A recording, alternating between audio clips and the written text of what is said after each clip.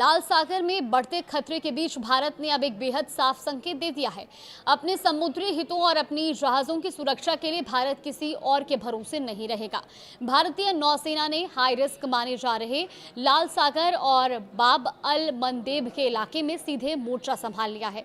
भारत से जुड़े 2 crude oil tanker MT Compass और एमटी थलाटा को भारतीय नौसेना ने सुरक्षित एस्कॉर्ट किया है और इसके लिए आईएनएस त्रिशूल और आईएनएस आदित्य ने 9 और 10 अगस्त को इन दोनों जहाजों को बाब अल मंदेब के संवेदनशील समुद्री इलाके से सुरक्षित बाहर निकाला। और इस पूरे ऑपरेशन को सिर्फ 2 जहाजों की सुरक्षा के तौर पर नहीं देखा जा रहा, क्योंकि इसके पीछे एक बड़ा संदेश भी छिपा है।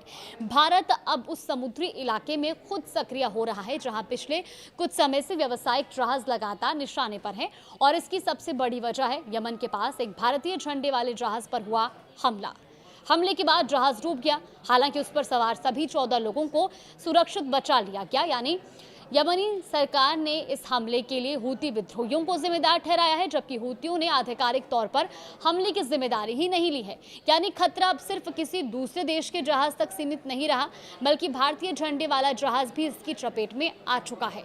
और यही वो बिंदु है जहां भारत की रणनीति में बदलाव दिखाई देता है। आखिर बाब अल मंदेब इतना महत्वपूर्ण क्यों है, इसे समझना बेहद जरूरी है। दरअसल बाब अल मंदेब दुनिया के सबसे अहम समुद्री चौक पॉइंट्स में से एक है और ये लाल सागर को अदन की खाड़ी से जोड़ता है। यानी एशिया, यूरोप और पश्चिम एशिया के बीच समुद्री व्यापार के लिए बेहद महत्वपूर्ण रास्ता है। और जब होर्मुज स्ट्रेट के रास्ते पर संकट पैदा हुआ तो लाल सागर का समुद्री रास्ता और भी ज्यादा महत्वपूर्ण हो गया। सऊदी अरब ने तेल की आवाजाही के लिए लाल सागर के रास्ते का विकल्प चुना, क्योंकि ये रास्ता पूर्व और पश्चिम दोनों तरफ से समुद्र से जुड़ा हुआ है। कई तेल टैंकरों ने भी इस रूट को विकल्प के तौर पर इस्तेमाल करना शुरू किया।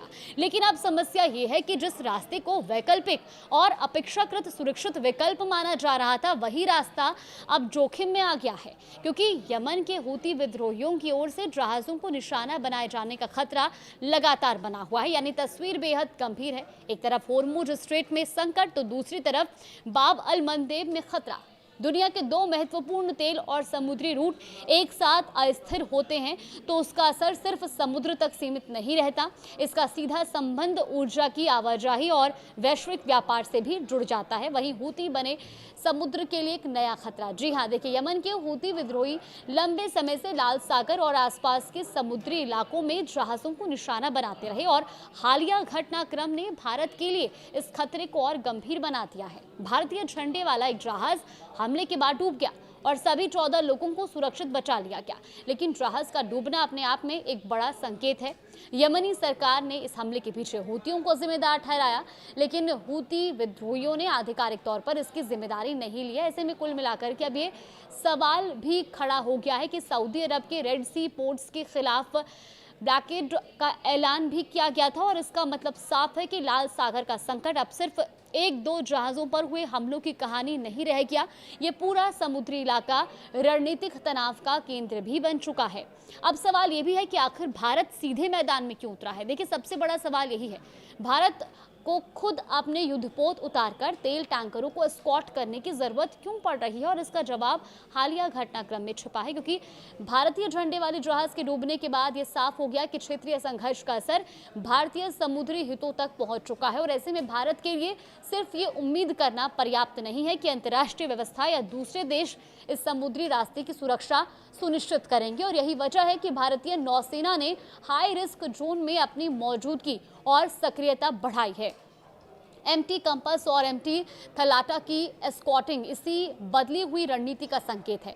आईएनएस त्रिशूल और आईएनएस आदित्य का बाब अल मंदेब के संवेदनशील इलाके में जाकर इन दोनों क्रूड ऑयल टैंकरों को सुरक्षित बाहर निकालना बताता है कि भारत अपने समुद्री हितों की सुरक्षा को लेकर सीधे ऑपरेशनल भूमिका निभा रहा है। यानी संदेश बिल्कुल साफ है, भारतीय जहाज खतरे में होंगे तो भारतीय नौसेना सिर्फ दूर से निगरानी नहीं करेगी, जरूरत पड़ने पर खुद सुरक्षा कवच बनकर सामने आएगी। जाएगी। और ये सिर्फ समुद्री सुरक्षा का सवाल नहीं है, भारत की ऊर्जा जरूरतों के लिए समुद्री रास्तों की सुरक्षा बेहद महत्वपूर्ण है। और अगर किसी एक महत्वपूर्ण समुद्री चौक पॉइंट पर लंबे समय तक संकट बना रहता है तो उसका असर जहाजों की आवाजाही, तेल की सप्लाई और व्यापक व्यापारिक गतिविधियों पर भी पड़ सकता है। इसीलिए बाब अल मंदेब में भारतीय नौसेना की सक्रिय मौजूदगी को एक बड़े रणनीतिक संकेत के तौर पर देखा जा रहा है।